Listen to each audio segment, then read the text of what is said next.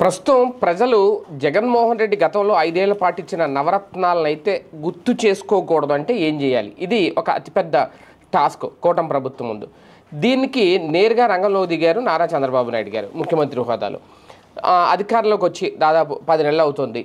10 నెలల నుంచి కూడా మొదటి నుంచి ఆయనే 1వ తేదీ వచ్చేసరికి ఈ సామాజిక భద్రత పింఛన్లు ఏవైతే ఉన్నాయో అవి నేరుగా వెళ్ళి ఆయన ఇస్తున్నారు. ప్రతి 1వ తేదీ రోజున కూడా ఎక్కడో ఒక చోట ఏదో జిల్లాలో ఏదో గ్రామంలో అయితే ఆ పంపిణీ చేస్తున్నారు. వాళ్ళతో మాట్లాడుతున్నారు. అంటే ప్రజల్లో ఉండే ప్రయత్నం నేనున్నాను అని. ఇక్కడ జగన్కి చంద్రబాబుకి వ్యత్యాసం. ఎప్పుడైనా జగన్ ఇలా వచ్చి పింఛన్ ఇచ్చాడా? ఎప్పుడైనా జగన్ అంటే వాలంటీర్లతో ఇప్పించేశాడు. జగన్ నేరుగా ఎప్పుడు వచ్చాడు? ప్రజలతో ఎప్పుడు మాట్లాడాడు? ప్రజల బాధలు ఎప్పుడు తెలుసుకున్నాడు అని ఒక సంకేతం. తాజాగా జగన్ ఏదో ఒక రూపంలో నెలకోసారి ఏదో బటన్ నొక్కి మేము ఆ పథకం ఇచ్చాం, ఈ పథకం ఇచ్చాం అని చెప్పుకుంటున్న నేపథ్యంలో ఆ బటన్లన్నీ కంప్లీట్ మొత్తం అన్నీ కంపేర్ చేస్తే అన్ని బటన్లో నొక్కిన ఈ ఒక్క పింఛన్తో సమానం.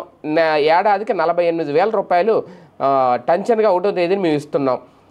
జగన్మోహన్ రెడ్డి అప్పుడో బటన్ ఇప్పుడో బటన్ నొక్కి అంత ఇచ్చాం ఇంత ఇచ్చామని చెప్పి ప్రచారం చేసుకున్నది తప్ప ఆర్భాటం తప్ప ఏమీ లేదు. ఓ పక్క 10 లక్షల కోట్లు అప్పు పెట్టేశాడు ఆయన.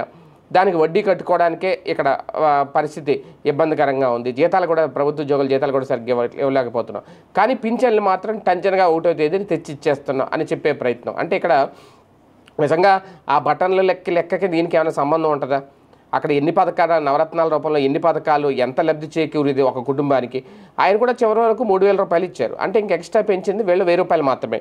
అయితే ఆ 1000 నెలకి ఇచ్చే ఆ 1,000 రూపాయలు వీళ్ళు చెప్తున్న లెక్క ప్రకారం 64 లక్షల మందికి ప్రతి నెల కూడా పింఛన్లు ఇస్తున్నారు.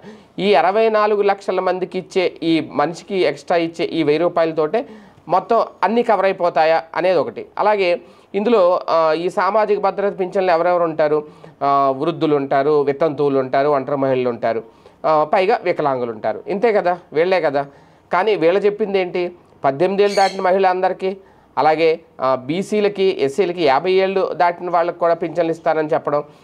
ఇవన్నీ అంటే అప్పట్లో మహిళా శక్తి అనే పేరుతో ఇస్తారని. ఇవన్నీ ఏమైపోతున్నాయి? కాకపోతే వాటన్నిటినీ గుర్తు రాకుండా ఉండాలి అంటే మొత్తం అన్ని బటన్లు ఎన్ని నొక్కినా సరే ఈ ఒక్క పింఛనే మెయిన్, అన్ని బటన్లు నొక్కి ఉపయోగం ఉంది అని చెప్పే ప్రయత్నం మొదలుపెట్టారు కొత్తగా.